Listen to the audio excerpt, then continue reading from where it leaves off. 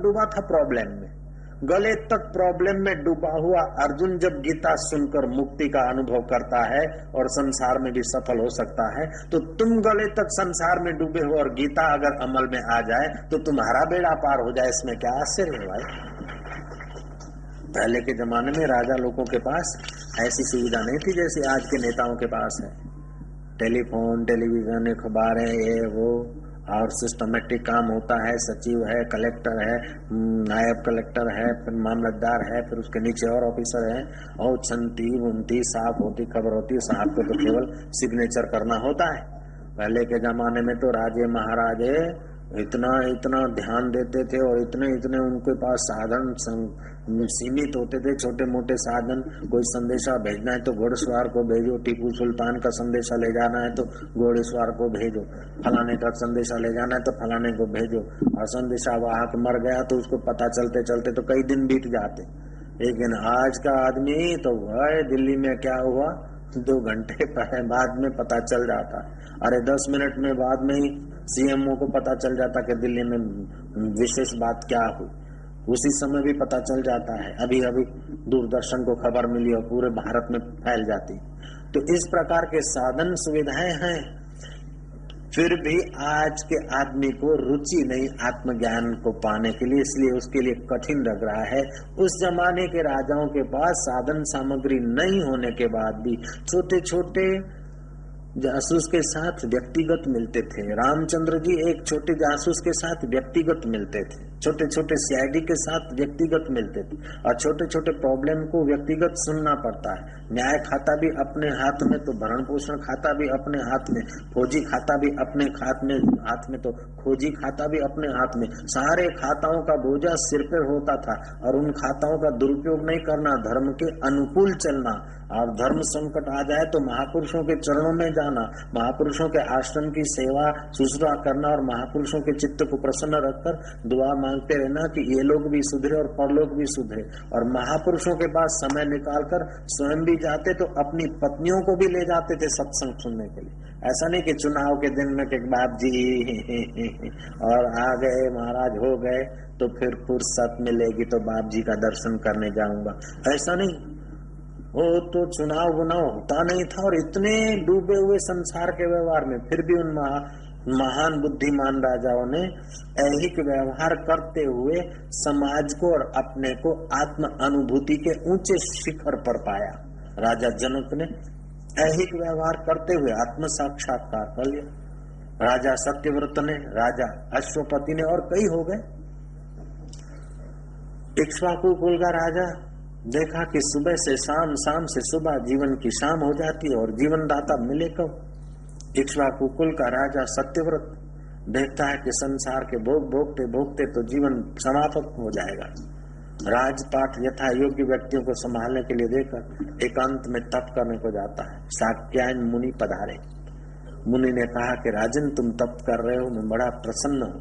इतना राज वैभव सुख साहिबी छोड़कर तुम ध्यान भजन में ईश्वर को पाने को कटिबद्ध हुए हो, तुम वरदान मांग लो, जो तुम्हें कमी हो मांग लो, तुम्हारे राज्य में जो असुविधा हो वो चीज मांग लो, सुविधा आदि का आशीर्वाद। महाराज ये सब तो ठीक है, कितनी भी सुविधा मिलेगी, कितनी भी असुविधा मिलेगी, आखिर तो ये तन पर सुविधा और असुविधा आकर चली जाएगी। और तन पर सुविधा असुविधा आकर चली जाएगी, वो तन भी सदा नहीं रहेगा, तन भी जल जाएगा। महाराज ये शरीर जल जाए उसके पहले मेरी आसक्ति जल जाए और मुझे मालिक परमात्मा का साक्षात्कार हो जाए, ऐसी कृपा कीजिए। शाक्यन मुनि कहते हैं कि देखिए तुम ब्रह्म ज्ञान मांग रहे हो, ब्रह्म ज्ञान ऐसी दुर्लभ चीज है कि रास्ते में नहीं पड़ी जो मांगे और दे दे। तुम और कोई चीज मांग लो, स्वर्गीय मुक्ति मांग लो, सायुज्य मुक्ति का रास्ता मांग लो, सारूप्य मुक्ति का रास्ता मांग लो, सालोक मुक्ति का रास्ता मांग लो, और कुछ मांग लो, लेकिन कैवल्य मुक्ति की बात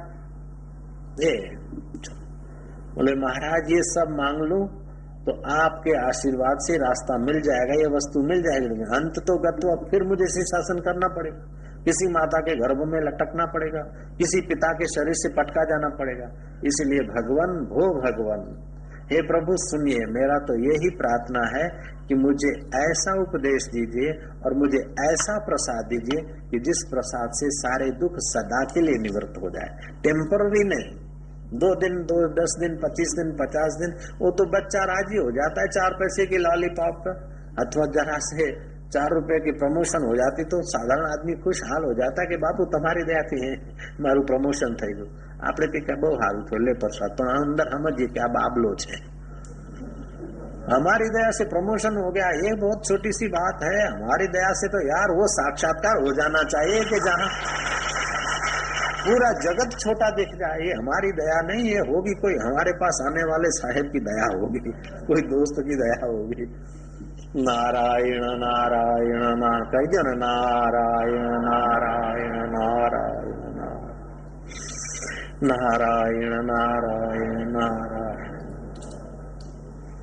युक्त कर्म फलम त्यक्त्वा शांति मापनोति नैष्ठिकम्। कर्म के फल की लिप्सा जो छोड़ते हैं उनको नैष्ठिक शांति मिलती है और कर्म का फल का रस भी आता है। और जो लिप्सा रखते हैं, आसक्ति रखते हैं, उनको कर्म के फल का स्वाद नहीं आता, बोझा ही बोझा मिलता है। अच्छा, कर्म फल का त्याग करके जो नैष्ठिक शांति का रास्ता चाहते हो, उनमें 5 गुण अवश्य होने चाहिए, और ये 5 बातें आ जाए तो उनका व्यवहार बंदगी हो जाता है। और प्रारब्ध में तो जितना होगा उतना मिलके ही रहता है। बेईमानी करे तो भी उतना ही टिकेगा, उतना ही मिलेगा। ईमानदारी करे तो पहले जरा कठिन सा लगेगा, लेकिन उतना मिलेगा। ये मिलेगा तो रसमय मिलेगा, आनंदमय मिलेगा। उसका मतलब ये नहीं कि प्रारब्ध पर बैठ जाए, हाथ पैर नहीं चलाए, बिना काम किए तो तुम एक क्षण भी नहीं रह सकते हो। फिर चाहे चिंतन का काम करो, चाहे शरीर का काम करो, युक्त करो चाहे अयुक्त करो, प्रवृत्ति तो करनी पड़ती है। अयुक्त आदमी अयुक्त प्रवृत्ति करके फंस मरता है, और युक्त आदमी युक्त प्रवृत्ति करके मुक्त हो जाता है। अयुक्त माना अयोग्यता से किए हुए कर्म, अज्ञान से किए हुए कर्म बंधनकारी हो जाते हैं। जैसे मुट्ठी भर ली, अधम पछाड़ करता है, पूंछ हिलाता है बंदर, हाथ हिलाता है, सिर पटकता है, चीखता है, 1 2 सब कर डालता है, लेकिन उसका इतना करने पर भी बंधन नहीं जाता। और दूसरा है जो आराम से एक एक लेकर युक्ति से खाता और अड़ोसी पड़ोसी को भी बांट लेता।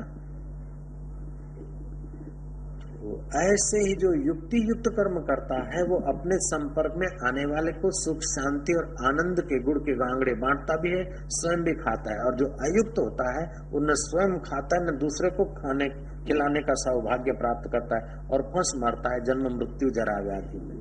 काशी नरेश राज्य तो करते थे, लेकिन थोड़े युक्त कर्म फलम त्यक्त्वा के रास्ते पर थे। गीता उन्हें बहुत प्यारी थी। गीता का पाठ करते समय इतने तन्मय हो जाते कि गीता के श्लोकों का अर्थ समझते समझते कि उनको बाह्य जगत का आकर्षण विकर्षण खींच नहीं सकता था।